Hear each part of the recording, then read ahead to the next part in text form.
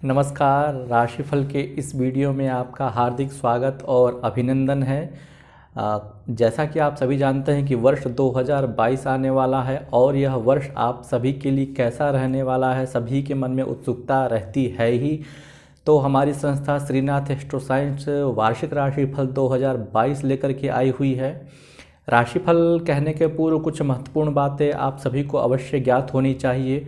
यह राशिफल मुख्यतः आपके जन्म राशि पर आधारित है, मतलब आपकी जो भी जन्म राशि है उसी से इस राशिफल का आपको श्रवण करना है। मतलब नाम राशि का इसमें प्रयोग नहीं करना है।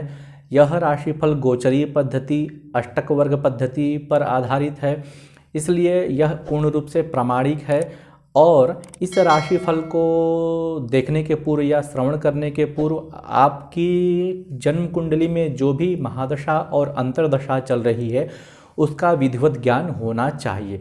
यदि आपकी जन्म कुंडली में महादशा अच्छी चल रही है और वार्षिक राशिफल भी अच्छा है तब तो कहना ही क्या। किंतु यदि आपकी जन्म कुंडली में अंतर्दशा महादशा अच्छी है, वार्षिक राशिफल अशुभ है तो मध्यम रहेगा आपके लिए। जन्म कुंडली में भी महादशा अंतर्दशा अनिष्टकारी है और गोचर भी आपका अनिष्टकारी है तो यह वर्ष आपके लिए बहुत अनुकूल नहीं कहा जाएगा। तो दो तीन बातें आपको अवश्य ध्यान रखनी चाहिए राशिफल अपना देखने के पूर्व कि आपकी जो भी जन्म राशि है, मतलब जन्म कुंडली में चंद्रमा जिस राशि में है वही आपकी राशि होती है, उसी से आपको राशिफल का श्रवण करना है और अपनी महादशा आपको अवश्य देखनी है, क्योंकि यह गोचर पद्धति पर आधारित है और अष्टक वर्ग पद्धति मतलब बिंदु और रेखा प्रणाली जो होती है उसके आधार पर यह गोचर पद्धति का निर्माण किया जाता है और उसी के आधार पर यह वीडियो बनाया जा रहा है। तो आइए हम बात करते हैं राशिफल 2022 के बारे में। चलिए जानते हैं कि कर्क राशि वालों के लिए वर्ष 2022 कैसा रहने वाला है। शिक्षा के क्षेत्र में, कैरियर के क्षेत्र में, व्यवसाय के क्षेत्र में, रोजगार के क्षेत्र में, पारिवारिक जीवन के क्षेत्र में, प्रेम प्रसंगों के क्षेत्र में, वैवाहिक जीवन के संदर्भ में, मतलब जो भी जीवन से संबंधित महत्वपूर्ण तथ्य हैं उन सभी के विषय में यह कैसा वर्ष जाने वाला है कर्क राशि वालों के लिए, इसके विषय में चर्चा करते हैं। तो कर्क राशि वालों के लिए यह वर्ष दो भागों में विभाजित किया जाता है फल कथन की दृष्टि से, क्योंकि अप्रैल में बड़े बड़े ग्रह बृहस्पति, शनि, राहु, केतु का राशि परिवर्तन हो रहा है तो उसके बाद की स्थितियां कुछ और बनेंगी और जनवरी से लेकर के अप्रैल तक की स्थितियां कुछ और है। तो दो भागों में फल कथन की दृष्टि से यह इसको विभाजित किया गया है। तो जनवरी से यदि अप्रैल तक की स्थिति देखें ग्रहों की तो अष्टम में आपका बृहस्पति है, सप्तम भाव में शनि है, द्वितीय भाव में राहु है और पंचम भाव में केतु है। केवल राहु को छोड़ दे तो केतु, शनि और बृहस्पति का जो स्थान है वह गोचर पद्धति से और अष्टक वर्ग पद्धति से बहुत अनुकूल नहीं दिखाई दे रहा है। सप्तम भाव में शनि बैठा हुआ है जो आपके लग्न को देख रहा है, उसको प्रभावित कर रहा है, भाग्य भाव को देख रहा है, उसको प्रभावित कर रहा है। अष्टम का बृहस्पति तो वैसे ही शारीरिक कष्ट को जन्म दे रहा है, मतलब आपके मान सम्मान, पद प्रतिष्ठा इन सभी में एक तरह से गिरावट का काम कर रहा है। राहु केवल एकादश भाव में बैठा हुआ है, वह केवल आपके आय के संसाधनों को कहीं न कहीं से व्यवस्थित करता हुआ नजर आ रहा है, किंतु उसको भी यदि सूक्ष्म रूप से देखें तो संसाधन तो बन रहे हैं राहु के एकादश होने के कारण, लेकिन वह पूर्ण रूप से प्राप्त नहीं हो पा रहे हैं। मतलब कोई काम आपका पेंडिंग में चला जा रहा है या सफल नहीं हो पा रहा है या पैसा जो है कहीं से निकल नहीं पा रहा है। सामने आपको दिखाई दे रहा है कि हमारा पैसा आ रहा है लेकिन वह रुक जा रहा है किसी न किसी कारण से, या फिर व्यवसाय उन्नति नहीं कर पा रहा है। मतलब कुछ ना कुछ ऐसे संसाधन बनेंगे, प्लानिंग आपकी बहुत अच्छी होगी, स्ट्रेटेजी आपकी बहुत अच्छी होगी, लेकिन इम्प्लीमेंट नहीं हो पाएगा क्योंकि बृहस्पति और शनि ये दो बड़े ग्रह जो हैं उनकी स्थिति बहुत अच्छी नहीं है। तो पारिवारिक जीवन के बारे में भी बात करें तो अप्रैल तक का महीना बहुत ही सामान्य एक तरह से व्यतीत होने वाला, कोई विशेष उसमें लाभ नहीं होने वाला है। और जो पहले से जो स्थितियां बनती हुई नज़र आ रही हैं वही स्थितियां आगे भी अप्रैल मास तक बनी हुई रहेंगी यदि राशि और ग्रहों की बारे में बात करें तो। पंचम का केतु कहीं न कहीं से दिमाग में एक प्रकार से उथल पुथल मचा रहा है, अव्यवस्थित मन को कर रहा है, केंद्रीकरण नहीं हो पा रहा है, मतलब कहीं न कहीं से कंसंट्रेशन की कमी आ पा रही है।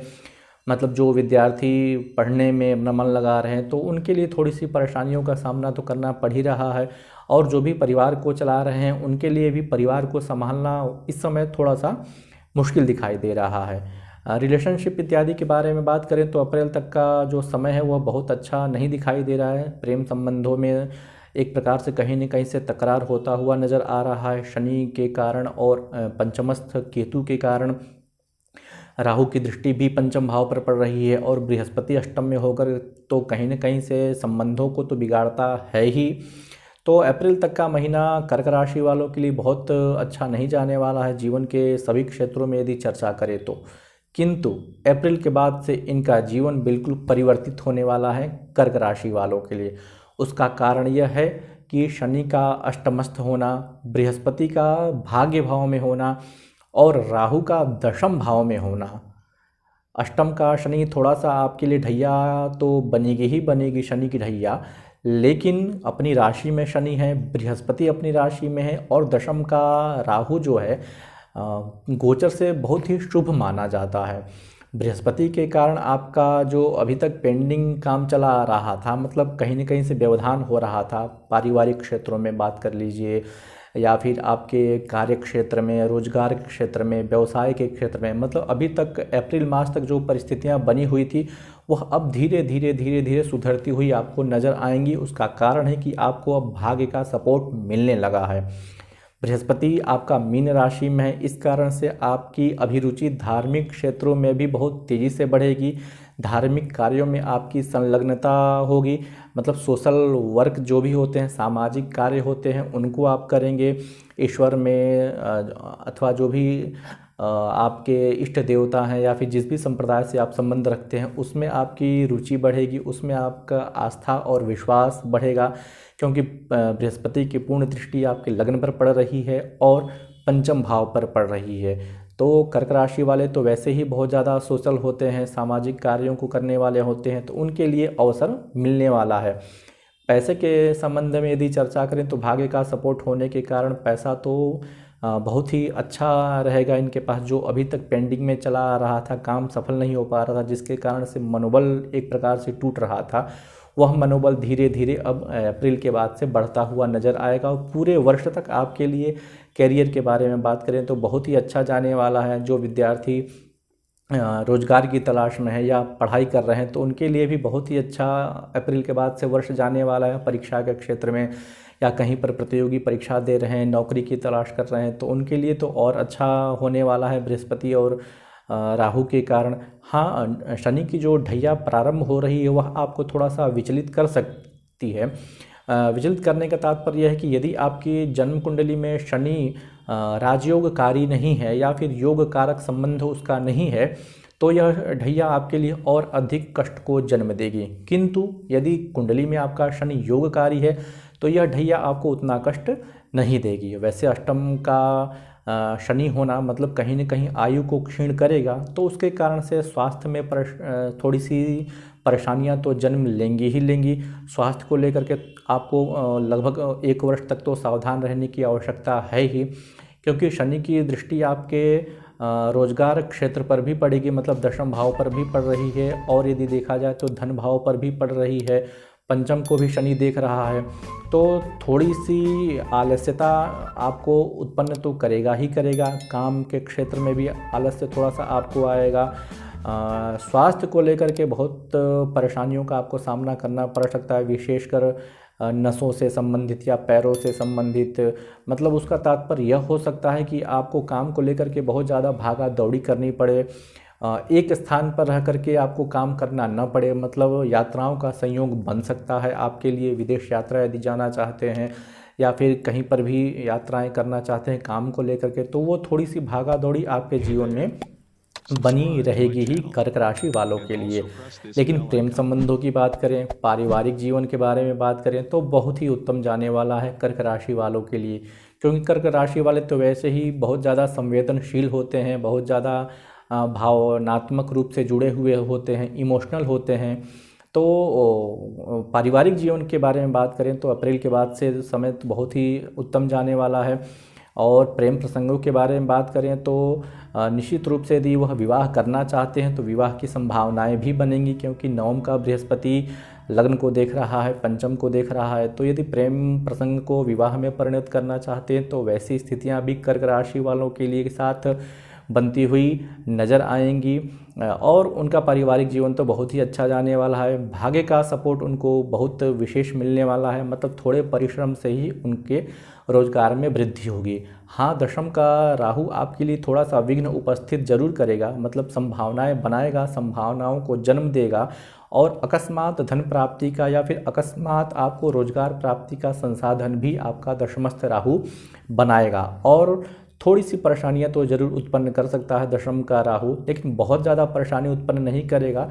वह कार्य क्षेत्र को आपको और अधिक बढ़ाएगा, आपको एनर्जेटिक बनाएगा, काम के प्रति समर्पित बनाएगा, आपको काम के लिए उदासीन नहीं होना पड़ेगा या फिर परेशान नहीं होना पड़ेगा। वैसी स्थितियां राहु आपको जन्म देगा, दशमस्थ राहु। चतुर्थ का राहु थोड़ा सा यदि आप घर की प्लानिंग कर रहे हैं, कहीं लेना चाहते हैं प्लॉट या फ्लैट या बंगलो या जो भी कुछ लेना चाहते हैं, हाँ उसमें थोड़ा सा विलम्ब जरूर हो सकता है, उसमें थोड़ा सा डिले हो सकता है, काम ऐसा हो सकता है कि लटक जाए या फिर कुछ दिनों के लिए और आगे बढ़ जाए। तो वो परिस्थितियां तो केतु के कारण उत्पन्न तो हो ही रही हैं। लेकिन अन्य पक्षों के बारे में चर्चा करें, रोजगार के क्षेत्र में, वैवाहिक जीवन के बारे में, स्वास्थ्य के बारे में, प्रेम प्रसंगों के बारे में, तो बहुत ही उत्तम जाने वाला है। शनि के कारण थोड़ा सा परेशानी आ सकती है, तो इसलिए शनि का आपको उपाय करना चाहिए, हनुमान चालीसा पाठ करना चाहिए, आपको सुंदरकांड का पाठ करना चाहिए, भगवान शनि के जो भी मंत्र हैं उन मंत्रों को जप करना चाहिए। तो अप्रैल के बाद से आपके लिए यह वर्ष 2022 बहुत ही उत्तम होने वाला है।